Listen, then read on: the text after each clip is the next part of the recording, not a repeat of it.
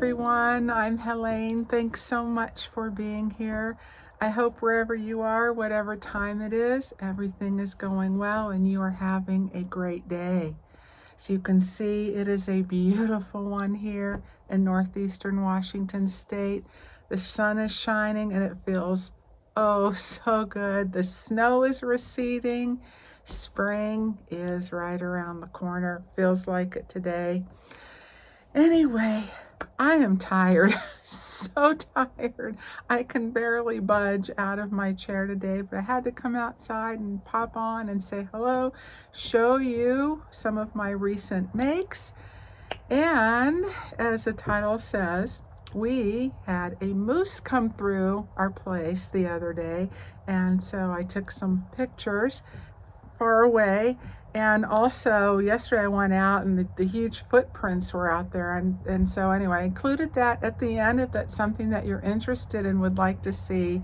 It was like a spiritual experience seeing him. It was so neat. And as huge as he is still a young one. I don't even think full grown yet, but his hoof prints are gigantic, and you'll see the comparison between that and my dogs, and my dogs are not small. And I've been really busy. Why I'm so tired, we have a one-room loft upstairs and I'm redoing the whole space.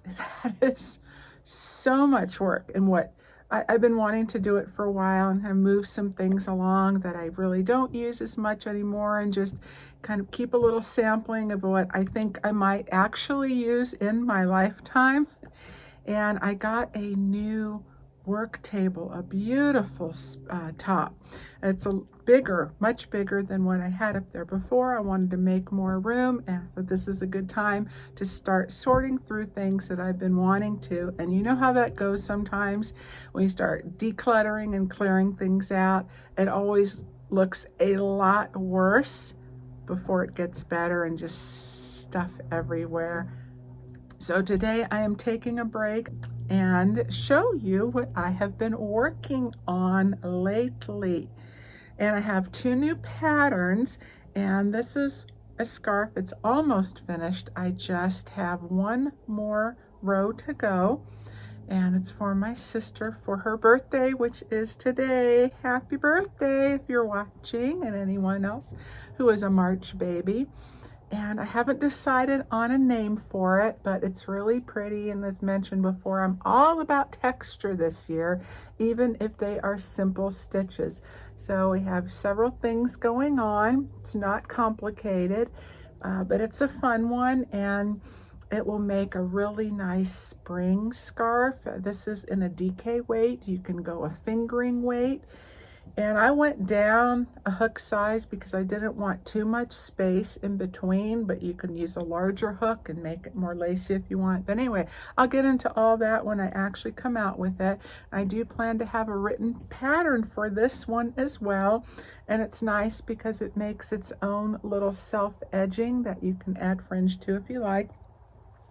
And this yarn is Knit Crate a while back. It's their Stitch and Hustle. And this is 100% organic Pima cotton. Pima is high quality cotton. It's a very long staple. It is so smooth and so soft and nice, and probably the nicest cotton I've used. And I love my natural fibers and love my cottons, and I've tried quite a few, and I'm always on the search for another good one. I'm also working on a garment in my same pattern, but I changed it up just a little for the garment because of sewing the side seams together and how I wanted that to come together very nicely. And here's this one, and I'm not exactly sure yet what it's going to be. I'll know when I get there, when it tells me, I suppose. I just want to show that to you. And this is in a number 4 weight, and this is the new Michaels in-house brand, the Loops and Threads Flex yarn. I love this yarn. It's mostly acrylic, has a little bit of polyester. I'd mentioned firsthand. As smooth and silky and light and cool to the touch that this feels. I would have thought that this had some type of viscose bamboo plant fiber, some type of natural fiber in it. And I just enjoy how it's working up so much. I'm thinking either some type of boho vest and or optional sleeves for a sweater. I bought a third one because I might want to make a matching sweater or vest and scarf set with the same yarn. And so I'll come out with this one first, and when this is done, I've worked it all out, and then I will have this in written form for sure, possibly a tutorial for this as well. I guess it depends on the interest, so let me know if you would like to have one. I'll probably do that. We'll just have to see time-wise and everything. So many things that I want to share and do, and just, you know, time, only so many hours in the day, and I'm pretty particular about things, so I take my time with the patterns and working out stitches and the tutorials also. And speaking of patterns, for those of you that have asked, I have not forgotten, and it goes back to a matter of time. It's just so much easier to start writing up the patterns as I'm working for something instead of backtrack to ones that I've done like a year ago. But I do plan on doing that. I'm also thinking of doing some redux, a little reduction type videos, and some of my early ones that are much longer and probably a little too over explained, and making those a little bit shorter too. So that's part of my plan, as well as bringing to you some new and other fun things this summer, spring and summer. So the blanket, this is Nancy Nan's Next Knots, her Luck of the Draw blanket, and I'm having so much fun with that each week as she picks a number, and then I go to my card and see which number the yarn corresponds to. And I will admit I cheated once. I only have 2 in the pink family out of all these other 8 colors, and I couldn't do it. I didn't want to, and I tried, but I just couldn't bring myself to have the 2 pinks together and then not in any other section. But the other 3 out of 4 so far have worked out really well, and I am so thrilled. Love how the colors are coming together. And if you did see my last show and tell, I'll leave that link, and then Nancy's. Everything I talk about, I'll always leave the links below. But I started out with the gray, and that was the Lion Brand Pound of Love is my main color in between, and that one was so much thinner, and the texture was not good, and I tried again. I just couldn't do that either. It's the way. This is not fun, and it's for a blanket size. I wasn't going to suffer through it. So I went back to the cream.